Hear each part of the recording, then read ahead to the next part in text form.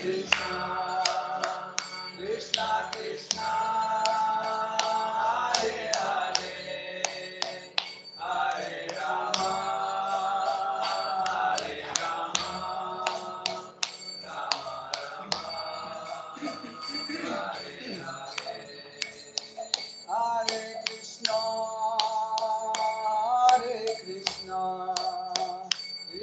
Krishna Hare Hare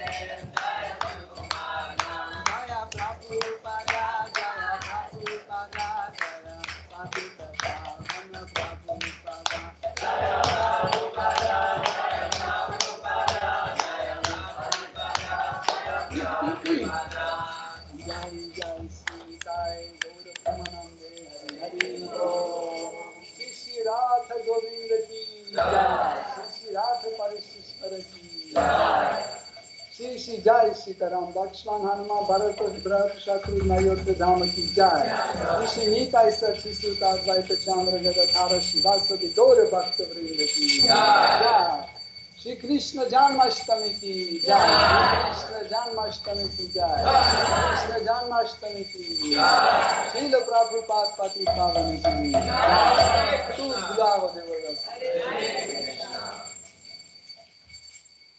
जय राधा माधवा कुंज बिहारी जय राधा माधवा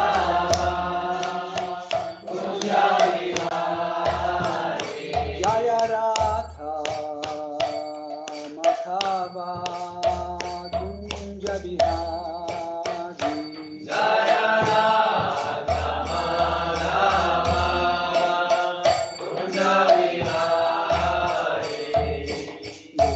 जाना वाला था गिरिवारा था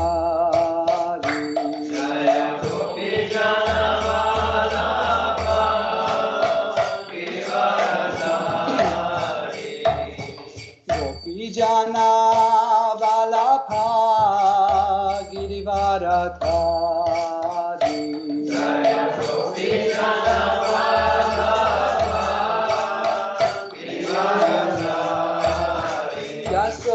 नंदना ब्रज जन रंजना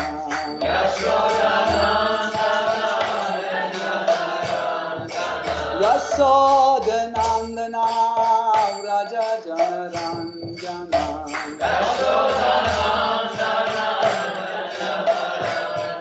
यमुना तीरा वनचारी यमुना तीरा यमुना तीरा वनचारी यमुना तीरा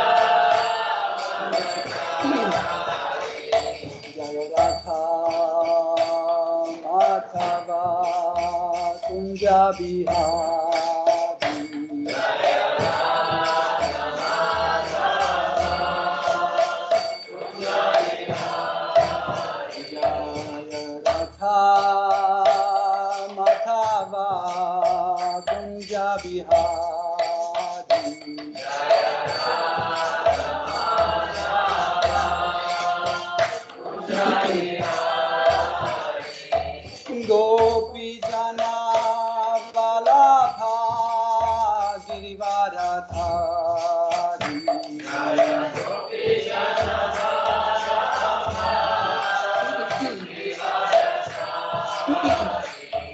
गोपी जाना वाला था गिरिवारा था गोपी जाना वाला था गिरिवारा था यशोद नंदना राजा जन रंजना यशोद नंदना यशोद नंदना राजा जन रंजना यशोद नंदना यमुना तीरा वनचारी यमुना तीरा यमुना तीरा वनचारी यमुना तीरा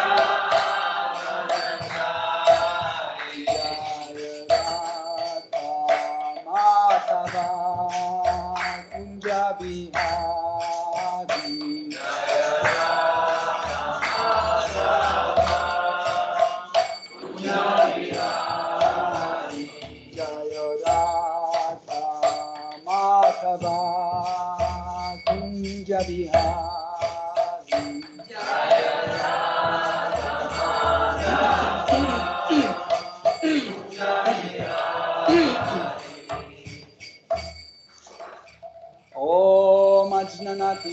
Swajanandasya Jananjana Salakaya Chakshurunmilitam Yena Tasmai Shri Gurave Namaha Shri Chaitanya Manobhishtam Stapitam Yena Bhutale Svayam Rupa Kadamayam Dadati Svapadantikam Vandeham Shri Guru Shri Yuta Padakamalam Shri Gurun Vaishnavamsha Shri Rupam Sagrajatam Sahagana Raghunatham Vitam Tam Sajivam Sadvaitam Savadutam Parijana Saitam Krishna Chaitanya Devam Shri Radha Krishna Padam Sahagana Lalita Shri Vishakham Vitamscha Hey Krishna Karuna Sindhu Dina Bandhu Jagatpate Gopesha Gopika Kanta Radha Kanta Namostute Tapta Kanchana Gaurangi Radhe Vrindavaneshwari Vrishabhanusute Devi Pranamami Hari Priye Vancha Kalpatarubhyascha Kripa Sindhubhya Eva Cha Patitanam Pavanebhyo Vaishnavebhyo Namo Namaha Nama Om Vishnu Padaya Krishna Prishtaya Bhutale Shrimate Bhaktivedanta Swami Niti Namine Namaste Sarasvate Deve Gauravani Pracharine Nirvishesha Shunyavadi Paschatya Desha Tarine Jai Shri Krishna Chaitanya Prabhu Nityananda Shri Advaita Gadadhara Shivasadi Gaura Bhakta Vrinda Hare Krishna Krishna Krishna Hare Hare Hare Rama Rama Rama Hare Hare Hare Rama Hare Rama Eva Kevalam Kalu Nasteva Gatiranyataha Om Namo Bhagavate Vasudevaya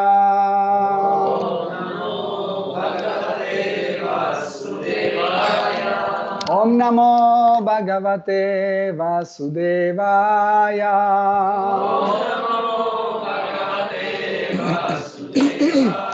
Om Namo Bhagavate Vasudevaya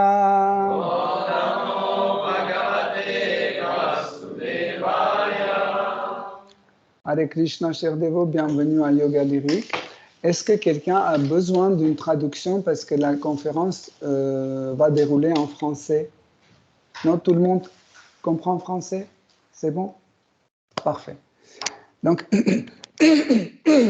aujourd'hui, nous célébrons l'apparition de Shri Krishna. Autrement dit, le jour de naissance. Vous pouvez laisser la porte un tout petit peu ouverte. Parfait. Donc, nous pouvons aussi dire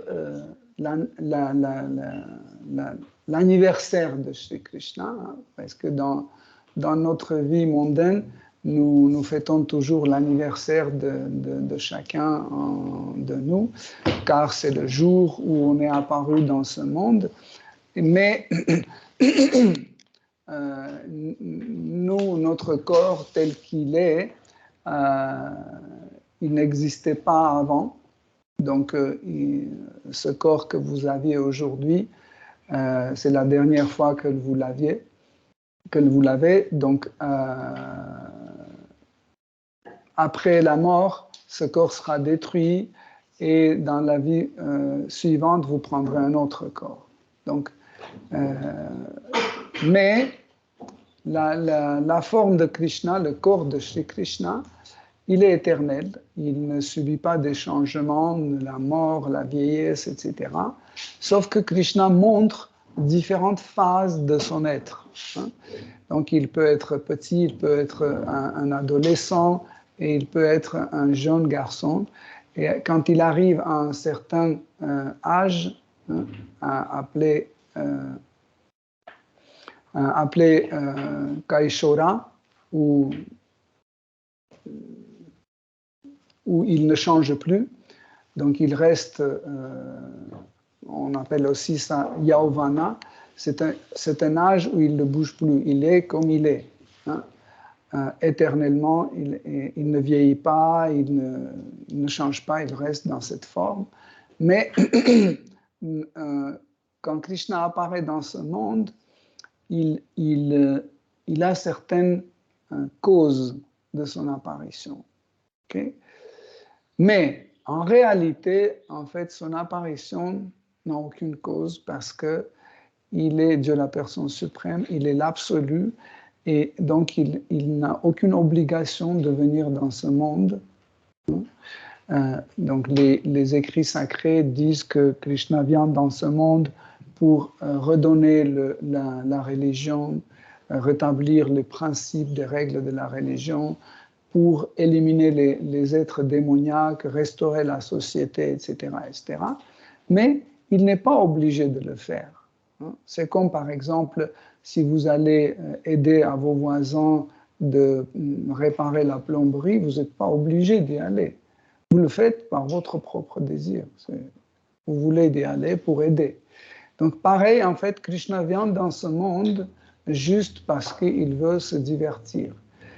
Sauf que ces divertissements sont tellement pieux que chaque divertissement de Shri Krishna libère des millions de personnes dans cet univers. Donc, il peut offrir différents types de libération à différents types d'êtres. Par exemple, aux gens qui pensent bien à lui non-stop, il peut apparaître devant eux. Pour les démons qui le détestent, il peut les tuer. C'est aussi une libération. Donc, et comme ça, pour venir ici et passer ces divertissements dans le monde matériel, Krishna choisit le moment de son arrivée, et quand il vient du monde spirituel dans ce monde, il amène en fait sa demeure ici, en fait. Il amène du monde spirituel, il amène tous ses proches, ses parents, ses amis, ses bien-aimés, etc. Il les amène tous dans ce monde matériel. Et autrement dit, même dans le monde matériel, chez Krishna, il est toujours chez soi. Okay? Imaginez que vous partez à Londres et vous amenez votre quartier avec vous, avec tous vos amis, avec Yoga Lyrique et tout. Vous amenez là-bas et vous n'avez pas ce sentiment d'épaisement. Vous êtes toujours chez vous. Donc Krishna est toujours chez lui. Quand il vient dans ce monde matériel, il est toujours chez lui parce que tout le monde qui l'entoure dans le monde spirituel et toutes les choses qui l'entourent dans le monde spirituel vient aussi dans ce monde matériel. Donc, c'est très difficile, en fait, de penser quelle est la cause d'apparition de Krishna dans ce monde matériel, parce que il est très bien dans le monde spirituel, vous savez. Il a tout ce qu'il faut. Le monde spirituel est extraordinaire. Quand on entend comment est le monde spirituel, on dit, mais pourquoi on va venir dans ce monde matériel? Il y a tout ce qu'il nous faut là-bas. On n'a rien à faire ici. Et Krishna, qui est entouré par l'amour, par les divertissements extraordinaires, etc., dans le monde spirituel, pourquoi il doit venir dans ce monde? Comme si vous habitez dans un bon quartier, vous avez tous les commerces proches, etc., l'air est propre, vous avez des squares, des parcs à côté, etc., mais vous changez pour aller dans le 1e arrondissement de Paris, où ça sent mauvais, etc., etc. Vous voyez? Donc, il n'y a aucune raison. Mais Krishna vient. Krishna vient, pourquoi? Parce qu'en fait, le monde matériel, pour lui, n'est pas vraiment le monde matériel. C'est pour nous que le monde matériel est matériel, parce qu'on est affecté par ce monde matériel. Mais Krishna n'est jamais affecté par les 3 gunas, par les qualités de ce monde matériel. Il n'est jamais affecté. Donc, s'il n'est pas affecté, donc il n'est pas dans le monde matériel. Pour lui, partout, c'est le monde spirituel. Donc, des fois, Krishna vient d'un seul coup grand. Il apparaît dans ce monde dans la forme d'adulte direct, mais des fois, il fait la naissance comme un petit garçon, tout petit. Pourquoi? Pour satisfaire les relations avec certains dévots qui ont les relations parentales avec lui. Okay? Par exemple, imaginez que votre fils est né à 37 ans. Vous ne pouvez pas faire non? 37 ans avec une barbe déjà, etc., avec un petit ventre. On ne peut plus.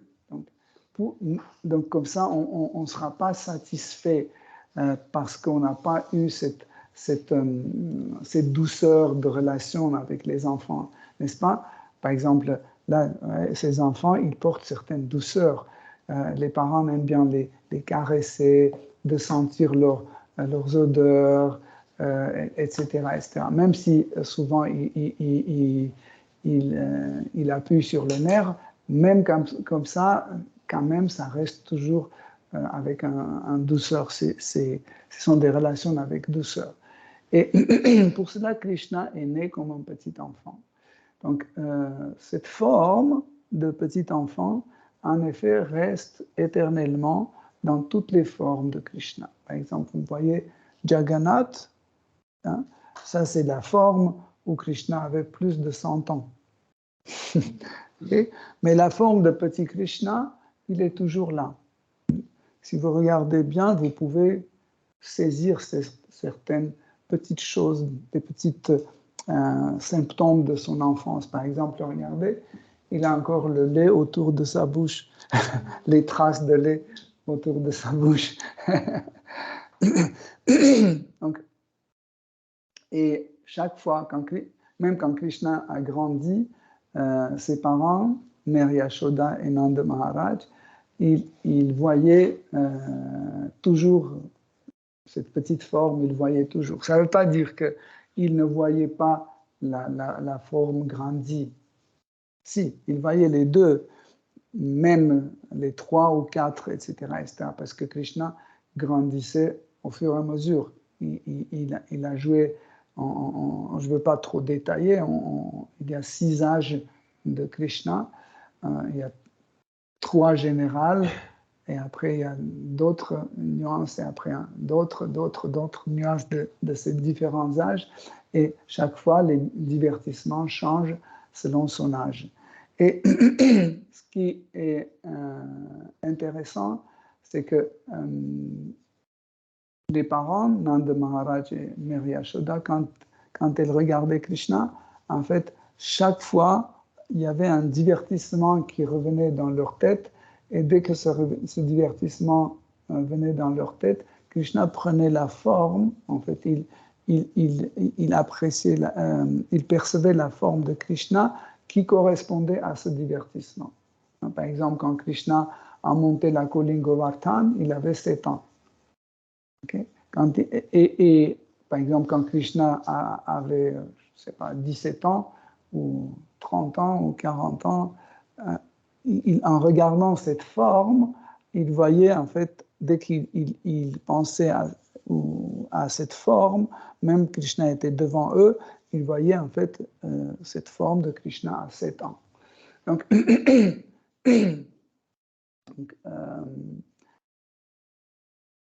les divertissements de Krishna sont tellement nombreux que c'est très difficile de choisir quelque chose qui peut convenir parce que tu dis oui, ça c'est très bien. Quand j'étais en train de choisir, je disais oh ça, je vais raconter ça. Après je trouvais un autre, je disais non, je vais raconter ça. Après oh non, c'est mieux ça.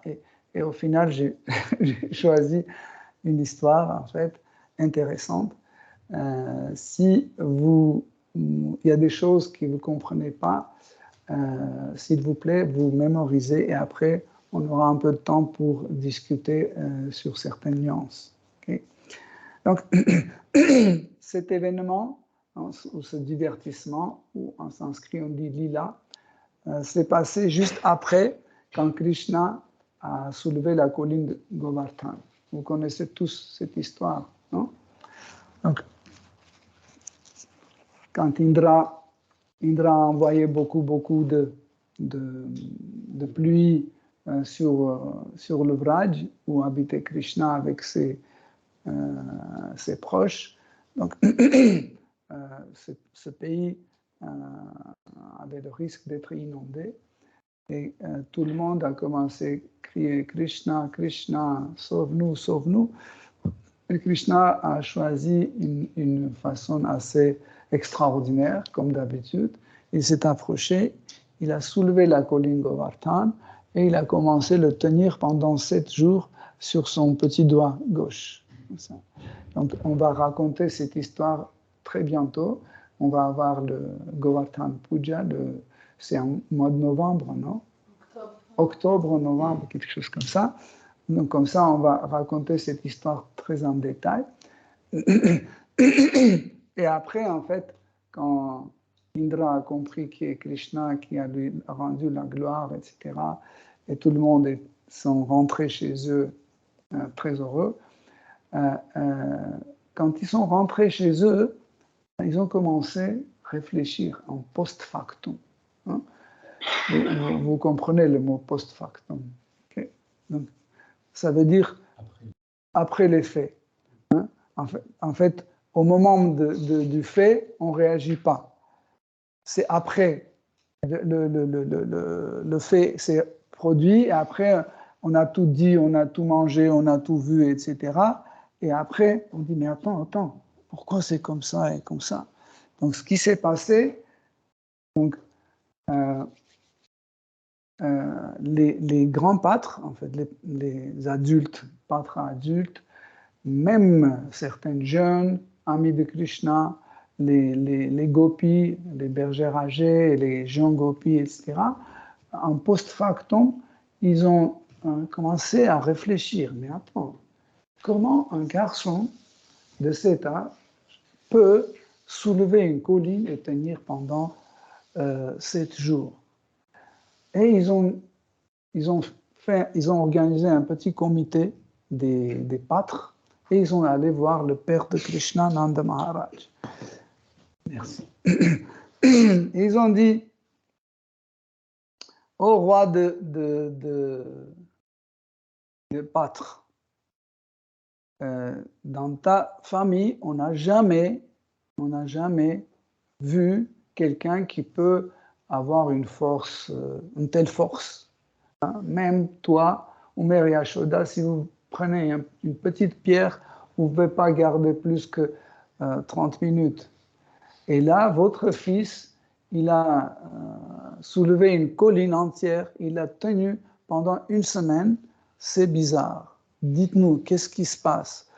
Et en fait, Nanda Maharaj et Mary Yashoda étaient un peu confus. Et ils ont dit... en fait, ils n'ont rien dit, parce qu'ils ne savaient pas quoi dire. Et les pâtres ont continué. Et encore, ils ont dit, vous êtes tous les deux d'une teinte dorée. Et pourquoi votre fils est noir? Il y a quelque chose qui ne va pas. Il y a quelque chose qui ne va pas, donc expliquez-nous comment ça se passe. Il y a un truc dedans. Et ils ont dit, si tu peux dire que c'est ton fils, pourquoi il montre les qualités d'un kshatriya et pas de vaishya? Balaram, son frère, c'est clair, parce qu'il est né dans la dynastie des kshatriyas. Mais ton fils, il est dans les vaishyas. Pourquoi il montre les qualités de kshatriya? C'est un peu bizarre. Et si tu n'ouvres pas si tu ne nous dis pas la vérité, nous sommes tous vont quitter ce village et notre amitié sera à toujours brisée. Et là, Yashoda, comme les femmes sont très sensibles, elle a paniqué. Et quand on panique, on ne sait pas quoi dire. Elle ne savait pas quoi dire. Mais Nanda Maharaj, qui contrôlait bien ses sens, d'une façon très posée, très tranquille, il a dit que chers amis, chers proches, en fait, je vais vous raconter tout ce que Garga Muni, le grand sage, nous a transmis. Donc, et si vous entendez tout ce que Garga Muni a dit, toutes les doutes vont disparaître. Et il a commencé par quelque chose d'assez intéressant. Il a dit que dans le mot Krishna, la lettre K veut dire le bien-aimé de Lakshmi. La lettre R veut dire Rama. La lettre Sh, c'est celui qui a 6 opulences et qui vit sur la Shvetadri. La lettre N veut dire Narasimha. La lettre A veut dire éternel et qui se réjouit, de ce qu'on lui offre. Et la lettre H veut dire Nara Narayana Rishi. En réalité, c'est très peu de personnes qui savent que, en fait, on dit Krishna. Il y a un H à la fin. Mais la plupart des gens qui n'arrivent pas à prononcer ça, ils disent Krishna. Mais à la fin, on a un H, Krishna. C'est difficile pour prononcer, mais cette lettre existe, Krishna, et qui veut dire Nara Narayana Rishi. En fait, Nanda Maharaj continue, il dit que toutes ces lettres forment le nom de Dieu, la personne suprême, qui est plein d'opulence. Et voilà pourquoi ce garçon s'appelle Krishna. Dans différentes époques, il vient sous différentes couleurs, mais cette fois-ci, il est venu avec la couleur de peau foncée. C'est pour ça aussi on l'appelle Krishna, parce que le mot Krishna veut dire aussi noir ou foncé. Et car il est le maître de tous les sens, on l'appelle aussi Vasudeva. Vasu veut dire les sens, et Deva veut dire le Dieu. Dieu ou celui qui contrôle. Dev. Donc Vasudeva veut dire celui qui contrôle les sens. Et car il est le mari de la fille du roi Vrishabhanu, qui s'appelle Radha, il est automatiquement de la personne suprême. C'est drôle comme phrase, non? Quand Nanda Maharaj dit, parce qu'il est le mari de Radha, automatiquement il est Dieu la personne suprême. Parce qu'à part Krishna, personne ne peut être le mari de Shri Radha. Donc, c'est un argument tellement fort, qu'on peut rien dire. Et il est venu pour libérer cette terre de tous les êtres démoniaques. Il a infiniment de noms, mais ces noms seront manifestés au fur et à mesure de ses divertissements. Voyez? Donc ça, c'est quelque chose, j'attire votre attention, que les noms de Krishna, ils commencent à se manifester juste après le divertissement. Tant que le divertissement n'est pas produit, okay, le nom de Krishna ne vient pas, parce que les noms de Krishna signifient quelque chose. Ce n'est pas juste qu'on invente des mots comme ça au hasard, on donne des noms à nos enfants. Non, parce que chaque nom signifie des qualités ou des divertissements de Krishna. Par exemple, Krishna s'appelle Giridhari, ou par exemple Govardhanadhari. Okay? Ça veut dire celui qui a tenu la colline Govardhan. Mais ce nom personne ne donnait ce nom à Krishna. On a commencé à donner ce nom juste après, quand Krishna a fait ce divertissement, quand il a soulevé la colline Govardhan. Et comme ça, au fur et à mesure, chaque fois, quand il y avait un divertissement de Shri Krishna, chaque fois, il y avait un de ces noms qui commençait à se manifester. Et donc, par exemple, quand Krishna a libéré la terre qui était enfoncée dans l'océan de cet univers, et Shri Krishna est venu comme Varahadev, comme un sanglier, et il a tenu la terre sur ses défenses. Donc, on lui a dit aussi Bhumipati, celui qui protège, qui maintient ou défend la terre. Okay? Donc, et au final, quand Nanda Maharaj a tout raconté, les Gopas ont dit OK, le grand sage Garga Muni est une vraie autorité spirituelle, quelqu'un extraordinaire, nous en doute pas, mais en fait, c'est ta faute. Pourquoi tu as caché tout ça de nous? Pourquoi tu as caché tout le temps? Pourquoi tu ne nous as pas raconté tout cela? Et si c'est comme ça, on est très fâché. Tu nous as même pas invités pour la cérémonie de quand on donne le nom.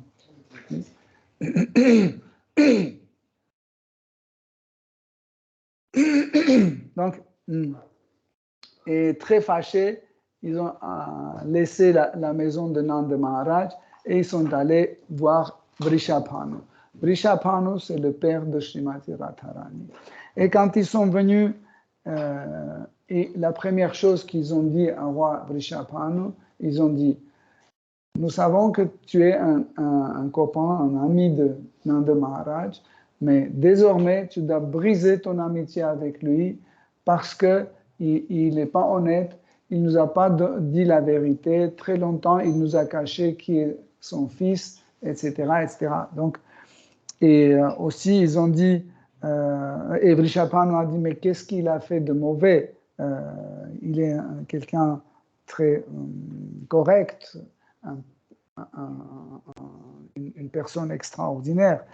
Mais les Gopas, ils ont dit, mais sache que si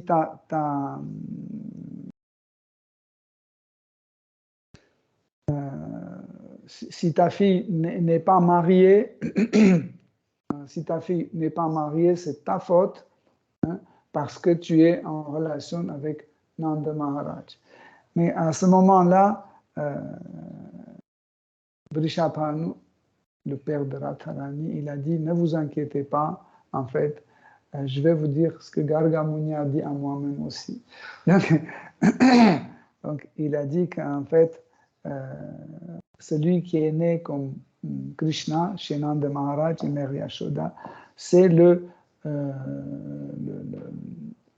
maître de tous les univers.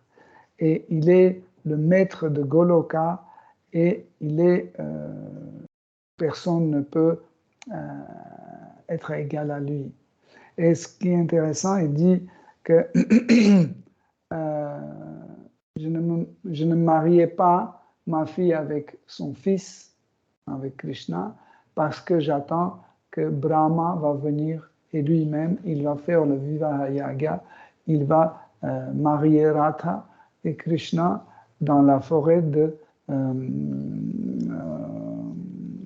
Bandiravan, dans la forêt de Bandiravan qui se trouve au bord de Yamuna. Vous savez que le mariage de Radha et Krishna, en réalité, était aussi caché. Personne n'était au courant. C'est un jour, Nanda Maharaj était avec petit Krishna sur ses bras et il se promenait au bord de Yamuna et d'un seul coup, il y avait les nuages qui sont apparus et un peu menaçant comme ça. Et petit Krishna, sous les bras de Nanda Maharaj, a commencé à pleurer. Et quand il a pleuré, Nanda Maharaj ne savait pas quoi faire. Par exemple, au moins, si c'était Mary Yashoda, elle prendrait et elle commençait à un peu secouer, etc., à dire quelque chose. Mais en fait, les hommes, ils n'ont pas vraiment habitude avec les petits-enfants, ils sont un peu durs. Et il était un peu perdu, il ne savait pas quoi faire.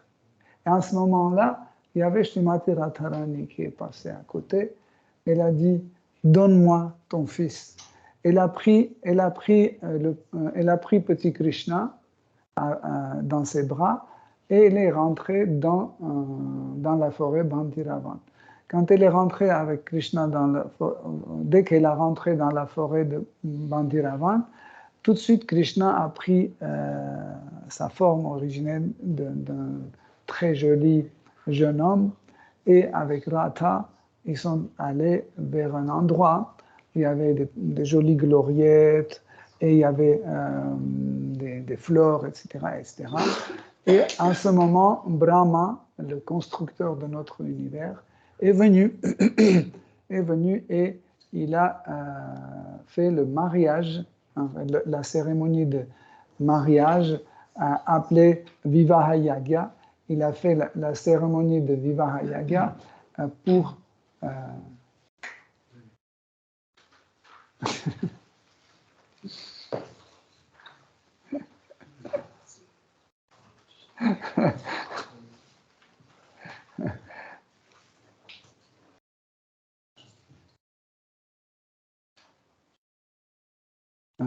donc il a fait cette cérémonie pour Radha et Krishna, autrement dit, il les a mariés et en fait après, ils ont passé un certain divertissement après le mariage, tous les deux, et ils sont rentrés. Et au moment quand Radha et Krishna sortaient de Bandiravan, dès qu'ils ont sorti, Krishna est devenu tout de suite petit et il ne pouvait plus parler. Et Radha était tellement triste, elle a commencé à pleurer, elle a pris et elle a amené, elle a donné à Nanda Maharaj. Et quand Nanda Maharaj a pris son petit enfant, il a commencé à glorifier Srimati Radharani. Après, quand il a fini de glorifier Srimati Radharani, elle a dit à Nanda Maharaj, demande, je vais te donner toutes les bénédictions, ce que tu veux. Et Nanda Maharaj a demandé une bénédiction. Il dit, s'il te plaît, fais de telle sorte pour que je puisse tout le temps servir à vos pieds pareil au lotus et pour que j'ai toujours la possibilité d'être dans la compagnie de tes dévots. C'est des meilleurs, je ne sais pas si on peut demander une bénédiction meilleure que ça, parce qu'il a vraiment comblé tout. Il a demandé la miséricorde pour qu'il puisse toujours servir Radha et Krishna et qu'il soit toujours entouré par ses purs dévots. Donc, c'est la meilleure bénédiction que quelqu'un peut jamais avoir. Donc, comme ça, quand Sri Vrishabhanu a raconté aux pâtres pour les calmer un peu, parce qu'ils étaient vraiment très excités, ils ont voulu vraiment arrêter de faire l'amitié avec Nanda Maharaj, à tel point qu'ils ont même dit à Vrishabhanu, ils ont dit, si tu continues faire amitié avec Nanda Maharaj, on va te chasser de notre village. À Vrishabhanu, ils ont dit, on va te chasser si tu continues à avoir l'amitié avec Nanda Maharaj. Et après, quand les Gopas, les pâtres étaient plus calmes, ils étaient rassurés, ils ont dit, oui, mais nous avons des doutes, est-ce que Nanda Maharaj a la même richesse que toi. Parce qu'en général, quand il y a un garçon et une fille qui se marient, en général, on choisit le même niveau social, en fait. Par exemple, c'est pour ça que les kshatriyas se marient avec les kshatriyas, les vaishyas avec les vaishyas, les brahmanas avec les vaishyas, des brahmanas, etc. Donc, et même au niveau de pouvoir social, en fait, financièrement, etc., il fallait absolument que ce soit au moins plus ou moins le même niveau. Et les Gopas ont dit, regarde, tu es très très riche, même roi comme ça, quand il voit ta richesse, il est envieux de ta richesse. Et on doit tester Sinanda Maharaj et à ton niveau ou pas. Tu dois lui envoyer le cadeau de mariage, hein, pour ta fille, et comme ça on va vérifier. Et Vrishabhanu Maharaj, il a pris 10 millions de colliers de perles, avec des énormes perles, 10 millions de colliers, et chaque collier était posé dans une petite boîte bien incrustée, super, et c'était bien chargé. Et cette mission d'amener tout cela dans la maison de Nanda Maharaj était confiée aux jolis hommes. En fait, il y a aussi une profession, c'est jolie femme ou joli bel homme, qui ne savent rien faire, mais ça existe. Hein. Mais ils savent être beaux ou belles. Et c'est quelque chose qui est important dans la société. Par exemple, quand on fait des réceptions, des trucs comme ça, il faut absolument qu'il y ait des jolies filles, jolis garçons. Quand il faut transmettre un document, il faut que ce soit une jolie fille qui transmette pour...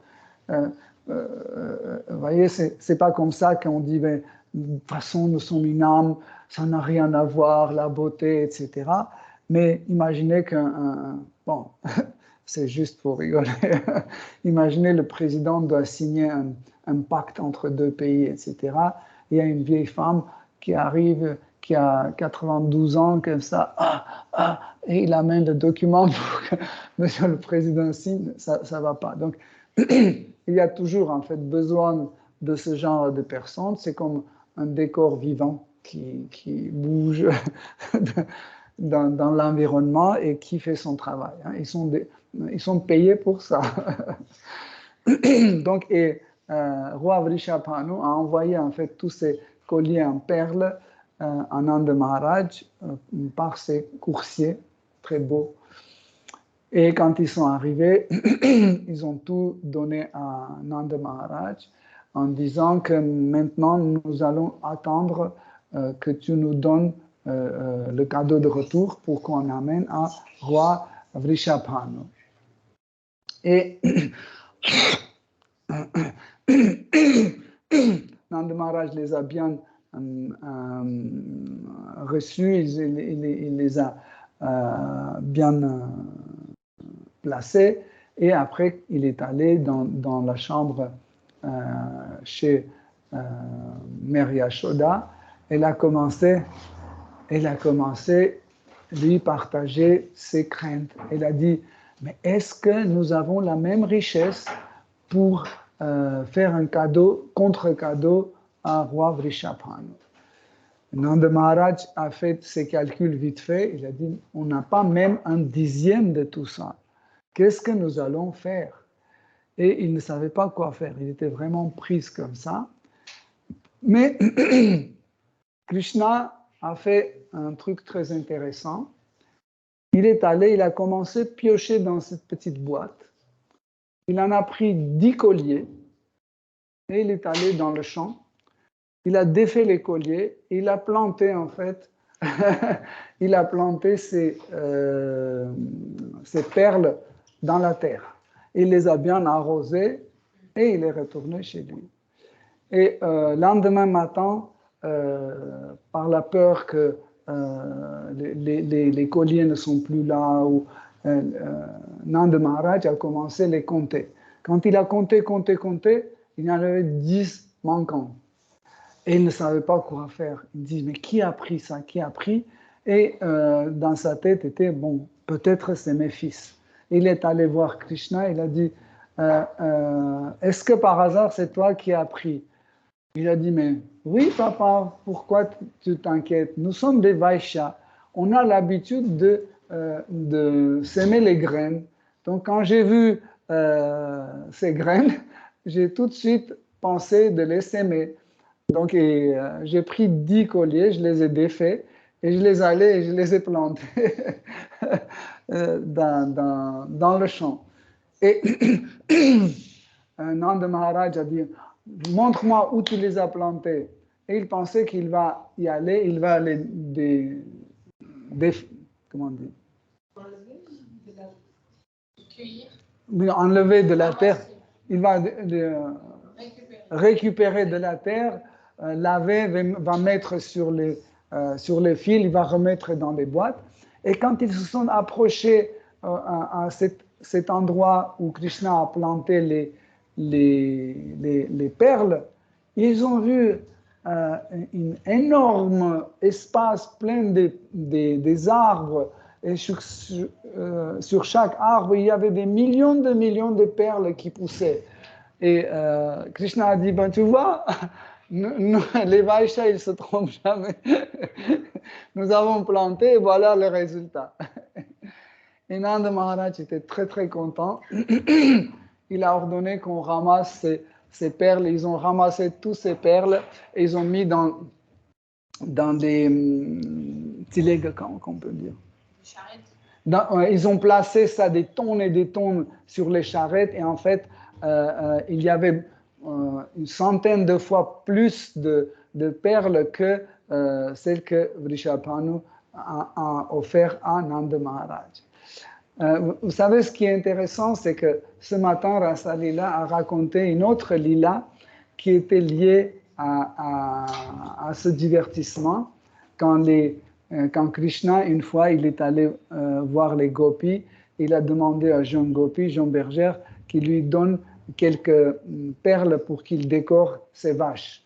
Et les gopis, très orgueilleuses, très arrogantes, elles ont refusé. Elles n'ont pas donné. Et c'est comme ça que Krishna a demandé à sa mère des perles. Il les a plantées, il les a eues. Donc vous avez entendu ce matin toute cette histoire, elle est extraordinaire.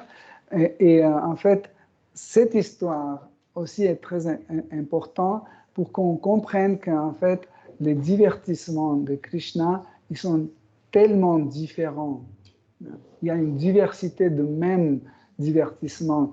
Comme Krishna, vous voyez,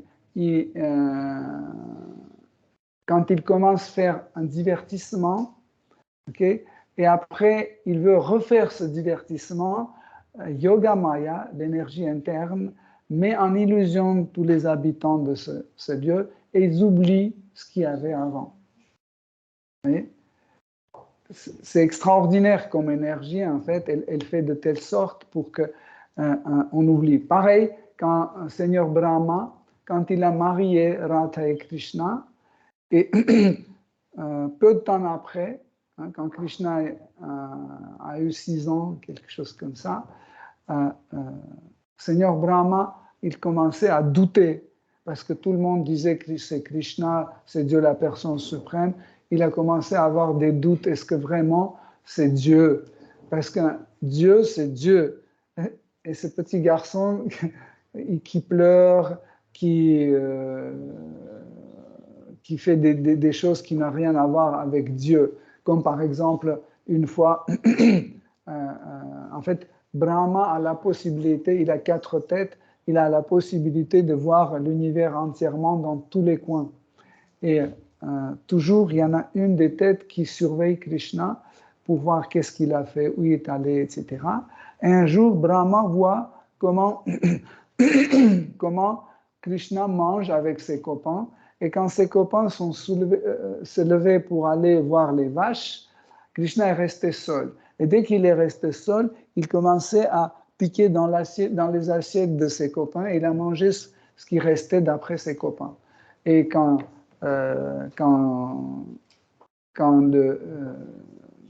Seigneur Brahma a vu ça, il a dit « Oh non, Dieu qui mange dans les assiettes des autres, qui mange, qui récupère le reste de repas des autres, c'est pas un Dieu. » Et il a essayé de tester, est-ce que vraiment c'est un Dieu. Il est venu, et quand Krishna était avec ses copains, il a volé les vaches de Krishna. Et quand les copains sont allés voir les vaches, parce qu'il n'y avait plus de bruit des vaches, ils sont allés voir, Krishna est resté seul, Brahma a volé les amis de Krishna aussi. Et il les a amenés sur une planète, il les a cachés là-bas, et tout de suite il est revenu. En fait, un aller-retour pour Brahma, c'était quelques instants. Tac, très vite. Et par contre, sur la terre, il y avait 1 an qui est passé. Et en fait, ce que Krishna a fait, il s'est manifesté, il a pris les formes de tous ses copains, il a pris les formes de tous ses vaches, et comme s'il n'y avait rien qui se passait. Donc, quand les copains de Krishna sont retournés chez ses parents, et les parents de ses amis ont eu un coup d'amour tellement fort, tellement en extase, ils ne comprenaient pas qu'est-ce qui se passe. Ils disaient, c'est notre fils habituel, on l'aime bien, c'est vrai, mais pourquoi aujourd'hui il est venu et l'amour a jailli comme ça très fort, comme un fontaine, et pourquoi ça ne se calme pas chaque jour, on l'aime encore plus, pourquoi? Parce que c'était Krishna qui a pris la forme de ses enfants. Même les vaches, en fait, quand les veaux, en fait c'était Krishna qui a pris la forme des veaux. Quand les veaux sont venus voir leurs parents, leur mère, en fait, le lait a commencé à couler comme de robinet, comme ça. Et les vaches aussi ne comprenaient pas qu'est-ce qui se passe, pourquoi elles aiment encore plus en plus ces enfants, qu'est-ce qui se passe. Et ce qui est intéressant, que la vie à Vrindavan, pendant ces temps, était pleine d'extase chaque jour. Et personne ne comprenait qu'est-ce qui se passe. Seule personne qui était au courant, c'était Shri Balaram, son frère. Il était au courant qu'est-ce qui se passe, mais il disait rien à personne, mais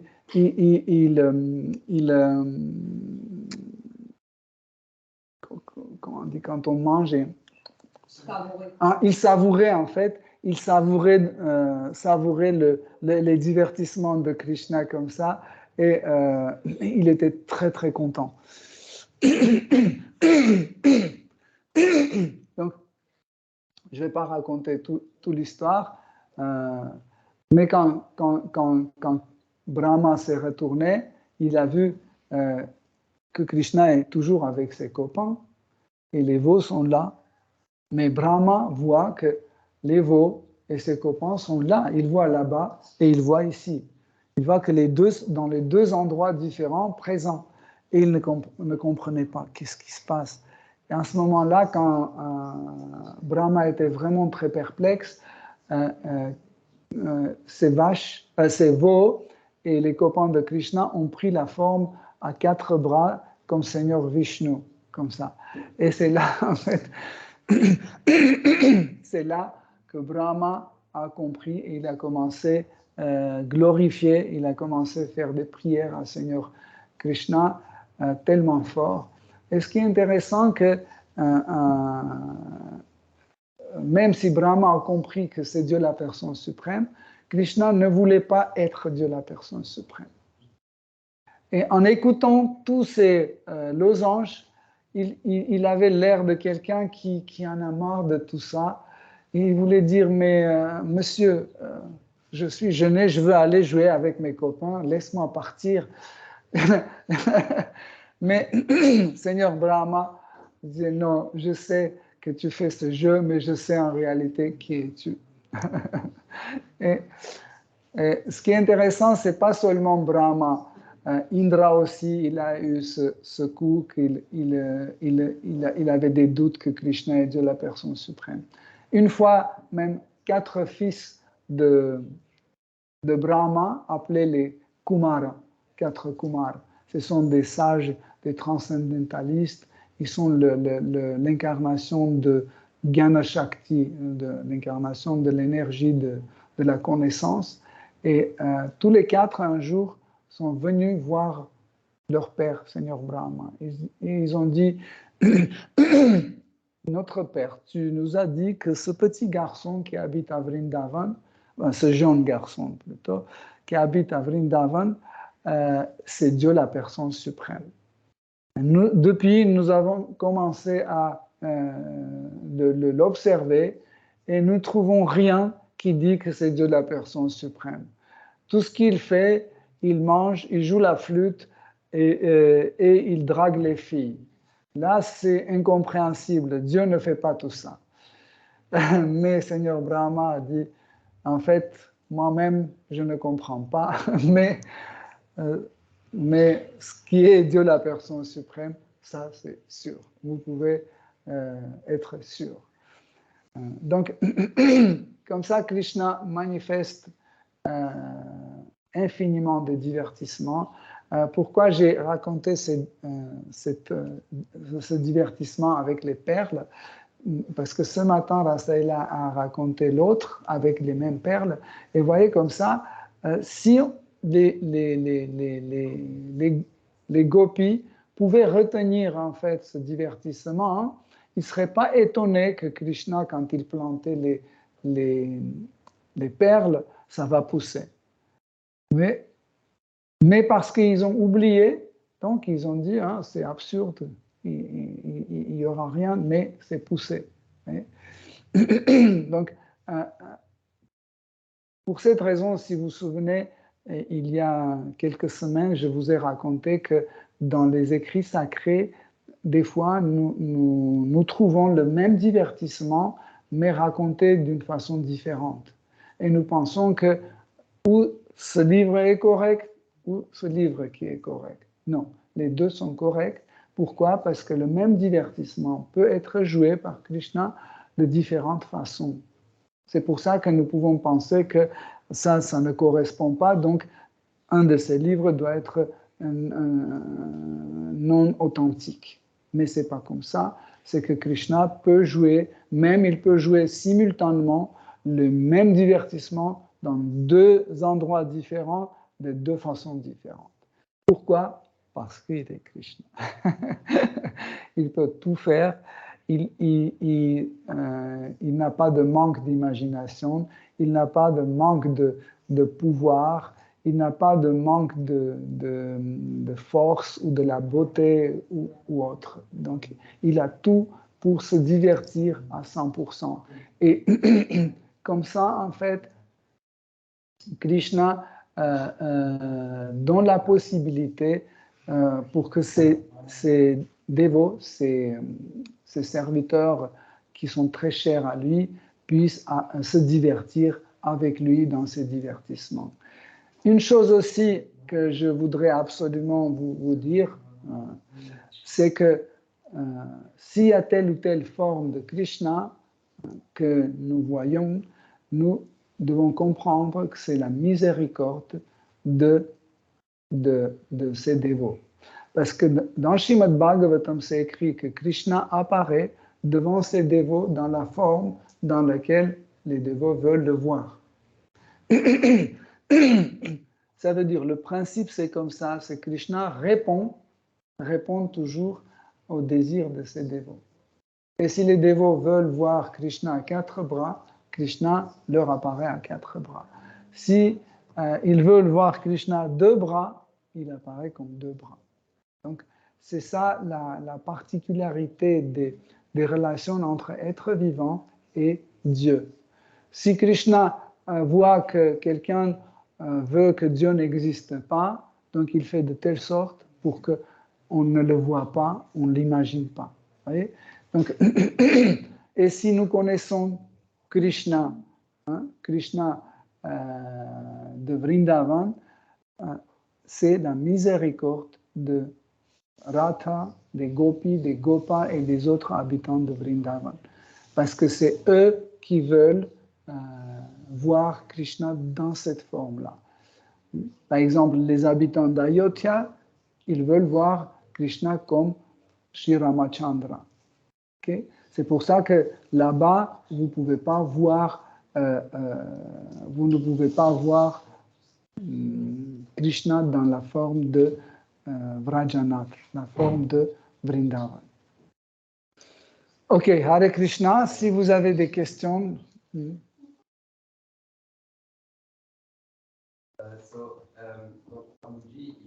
Non, c'est pas grave. Oui. Ramji, il avait une question parce qu'il existe des écritures autoritaires, comme par exemple le Mahabharata et le Harivamsa. Et en fait, dans ces écritures, il n'y a pas la mention de Radharani.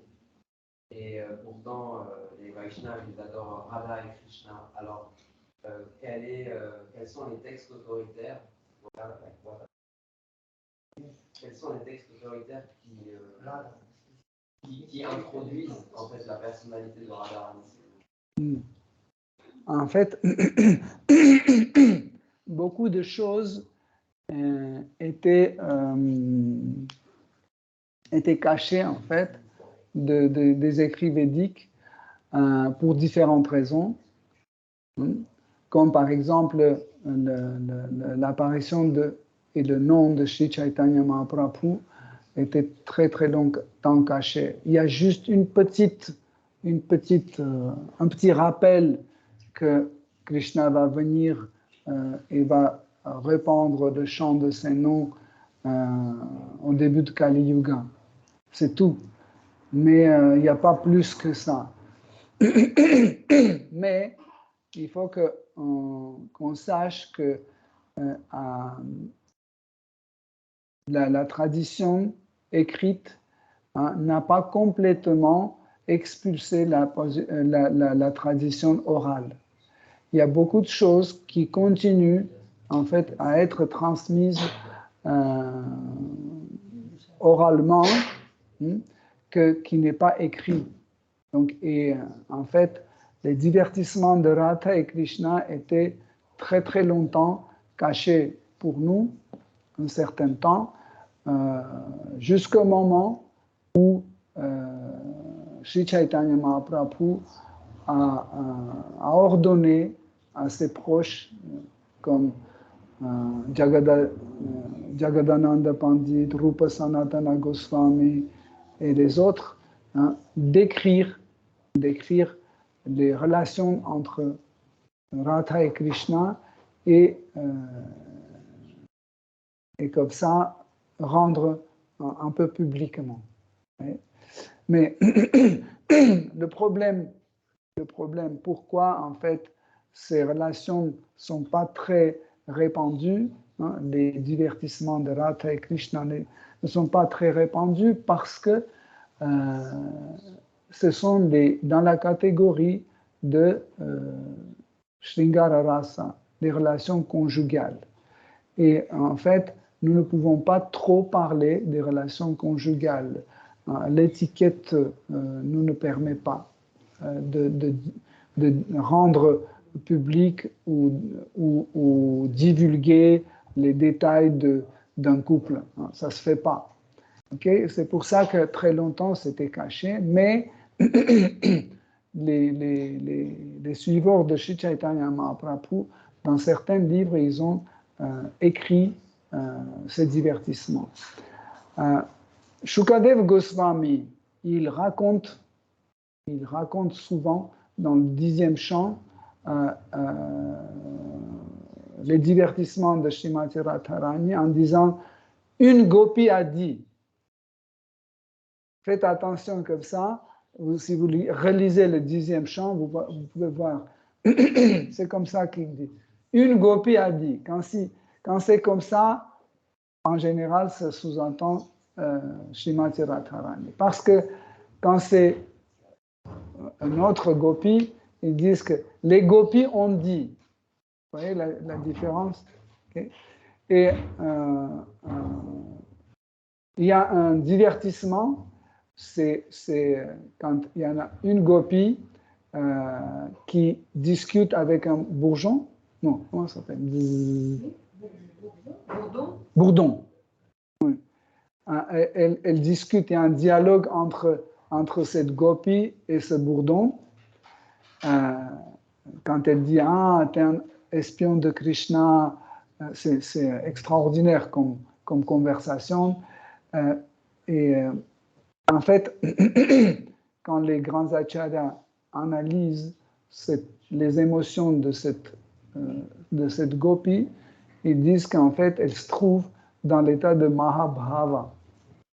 Et seule personne qui peut en manifester le Mahabhava, c'est Srimati Radharani. C'est comme ça que nous pouvons prouver qu'en fait, la personne décrite par Shukadeva Goswami, c'est Srimati Radharani. Une autre raison pour laquelle Shukadeva Goswami ne cite pas son nom, parce qu'il était devant une grande assemblée des sages, hein, où il s'est engagé à raconter le Srimad Bhagavatam.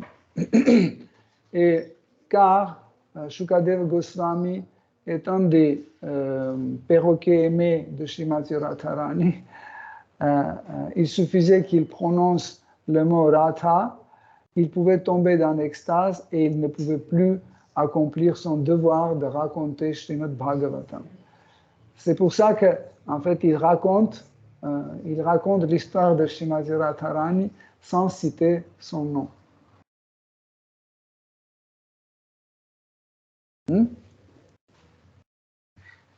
Hare Krishna. Ce que vous avez dit par rapport à Brahma, c'est que j'ai compris que Brahma, il est sûr que tout existe, mais il n'était pas sûr qui est Dieu. C'est le même problème avec ses fils aussi, les 4 Kumara, et même les Brajavasis. Même aujourd'hui dans le monde, les athéistes, derrière, il sait que le Dieu existe. Et par rapport à ses qualités, c'est ça qui n'est pas sûr. Pourquoi les choses comme ça, que la plupart des gens, presque tout le monde, sont sûrs que le Dieu existe. Mais après, on n'est pas sûr que si le Dieu il est gentil ou il est... En fait, tout dépend, je comprends ta question, en fait, tout dépend de Svabhava d'un être vivant. Svabhava, c'est la nature de chaque être vivant. C'est la nature de l'âme. Et ce Svabhava, il est unique et éternel. Donc, les changements de Svabhava vont vers la concentration de la même nature. Okay? Donc, comme si vous avez une odeur, okay, très très faible, à peine vous le distinguez, et c'est quelque chose qui ressemble à jasmin, mais 2 minutes après, ça devient encore plus fort, et encore plus fort, et encore plus fort, et encore plus fort. Donc, Svabhava, en fait, passe cette évolution, et en fait, cette nature devient plus concentrée, toujours plus concentrée. Et plus elle est concentrée, plus sa relation avec Krishna devient plus concrète. Okay? Par exemple, maintenant, notre Svabhava est comme un lait dilué avec 10 litres d'eau. Donc, on fait, ouais, ça ressemble à lait, mais ça n'a pas de goût de lait. Okay? Tandis qu'un pur dévot qui est dans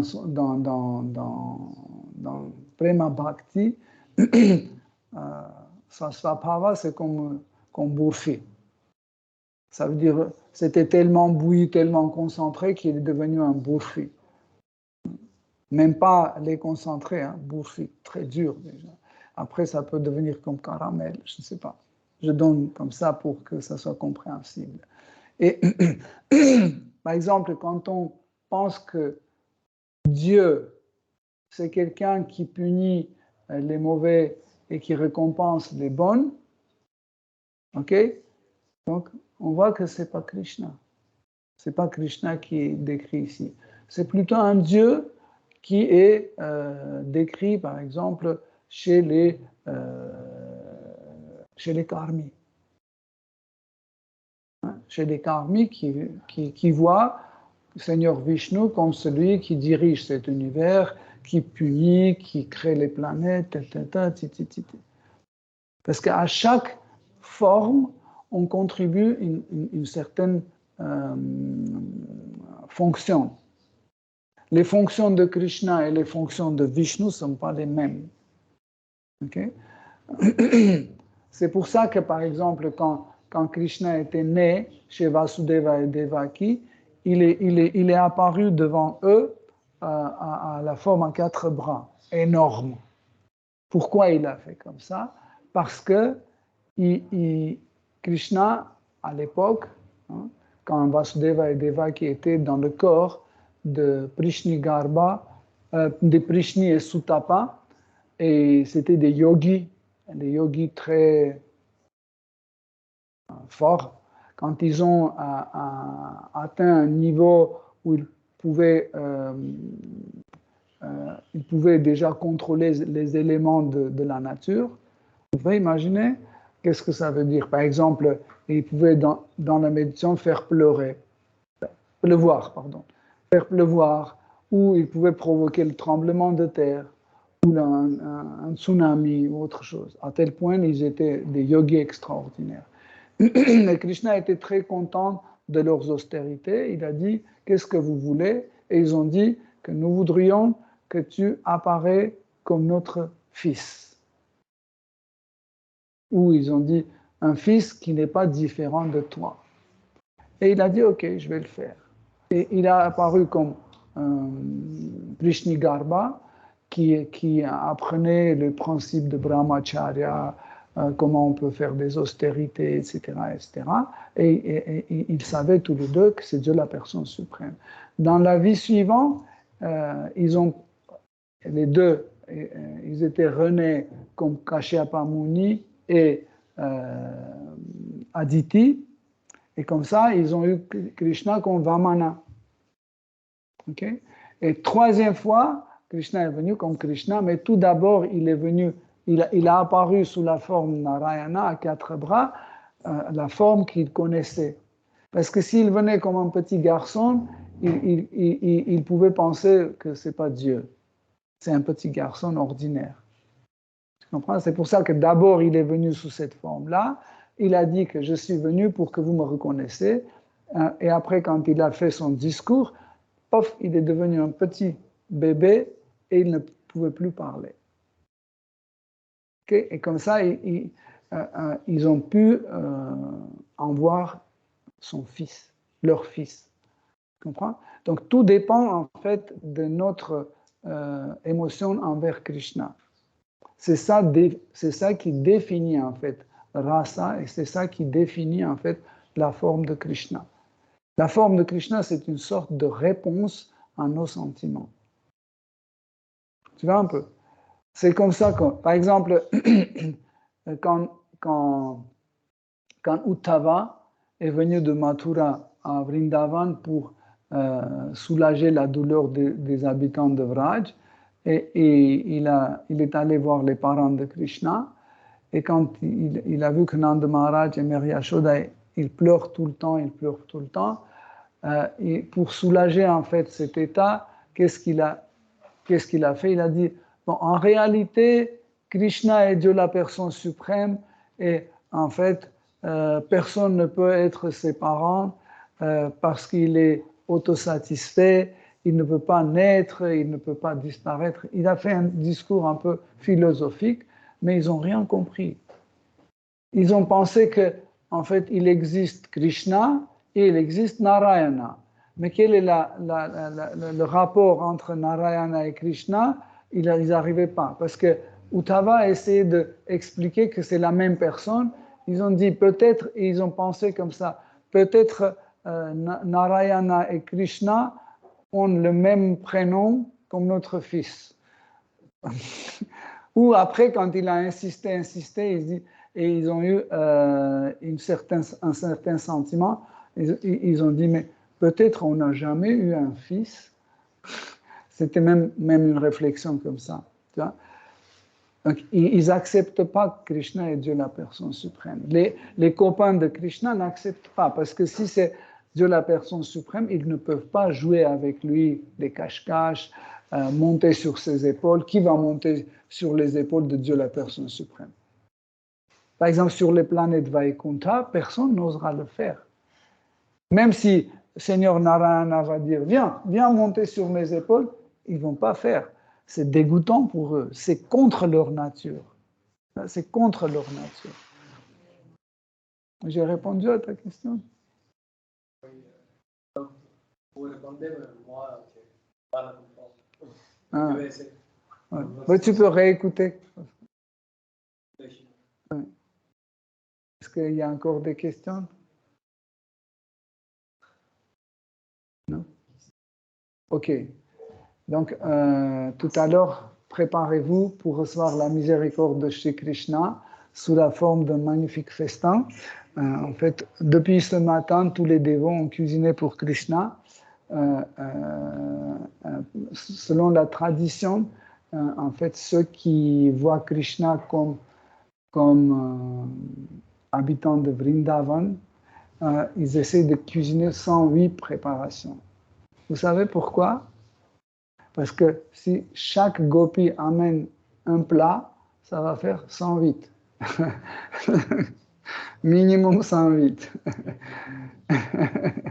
Donc aujourd'hui, en fait, il y a certains plats qui sont fusionnés entre eux. Donc c'est pour ça que ne comptez pas moins. Il y en a beaucoup plus que 108. Sauf que certains plats sont fusionnés. Hare Krishna. Shri Krishna Janmashtami ki Jai, Shri Krishna Janmashtami ki Jai, Shri Radha Govinda ki Jai, Shri Radha Parishishvara ki Jai.